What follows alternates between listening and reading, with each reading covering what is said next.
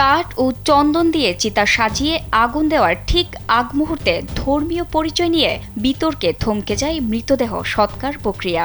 মৃত ব্যক্তি হিন্দু না মুসলিম এই নিয়ে এলাকায় সৃষ্টি হয় তীব্র বিতর্ক ও অনিশ্চয়তা। ফলে থমকে যায় শেষ বিদায়ের কার্যক্রম। শেষ পর্যন্ত কোন রীতিতে হবে একজন মানুষের চিরবিদায় সেই সিদ্ধান্ত এখনও অনিশ্চিত। বাগেরহাটের মোল্লাহাট উপজেলার দত্তডাঙ্গা গ্রামে সুব্রত পোদ্দার নামের এক ব্যক্তির মরদেহ নিয়ে সৃষ্টি হয়েছে বিতর্ক। দেশের মানুষকে প্রতিদিন সুরক্ষিত রাখার প্রত্যয় নিয়ে এলো সেফ রাউন্ড সুইচ। তিনি হিন্দু না মুসলিম এই প্রশ্নে দুই সম্প্রদায় দ্বিধান্বিত। স্থানীয় সূত্রে জানা যায় সুব্রত পোদ্দার জন্মসূত্রে হিন্দু ধর্মাবলম্বী ছিলেন। তার বাবার নাম সুখ পোদ্দার। তিনি গোপালগঞ্জ জেলার সদর উপজেলার তেঘরিয়া গ্রামের বাসিন্দা। মুসলমান হয়েছে এবং তারে মুসলমানের যে বিধিবিধান এই মত অবস্থায় তারে দাফন কাফন করলে মনে হয়। চাঞ্চল্যকর এই ঘটনার সূত্রপাত হয় 2014 সালে। অভিযোগ উঠেছে গোপালগঞ্জের মমতাজ মিম নামের এক মুসলিম নারীকে বিয়ে করেন সুব্রত পোদ্দার। বিয়ের আগে এফিডেভিটের মাধ্যমে ইসলাম ধর্ম গ্রহণ করেছিলেন সুব্রত।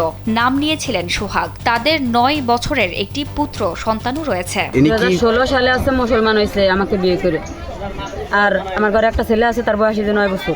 গত 13 এপ্রিল মায়ের সাথে দেখা করতে গ্রামে এসে হঠাৎ হৃদরোগে আক্রান্ত হয়ে মৃত্যু হয় তার। স্থানীয় হিন্দু সম্প্রদায়ের লোকজন মরদেহ উত্তর আমবাড়ি শ্মশানে নিয়ে গিয়ে দাহের প্রস্তুতি নেন।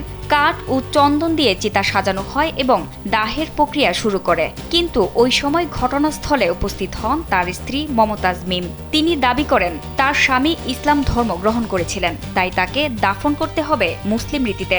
অন্যদিকে স্থানীয় হিন্দু সম্প্রদায়ের দাবি সুব্রত জন্মসূত্রে হিন্দু ছিলেন, তাই তার শেষকৃত্য হিন্দু ধর্মীয় রীতিতেই সম্পন্ন হওয়া উচিত। এই ঘটনাকে কেন্দ্র করে এলাকায় চরম উত্তেজনা সৃষ্টি হয় এবং পরিস্থিতি জটিল আকার ধারণ করে। পরে বিষয়টি উপজেলা প্রশাসনের নজরে আসে। কিন্তু আমাদের কাছে যে কাগজটা আছে সেটা কিন্তু ওর সুব্রত নামেই একটা আছে, মানে ওর কাছ থেকে আজকে পাওয়া গেছে যেটা।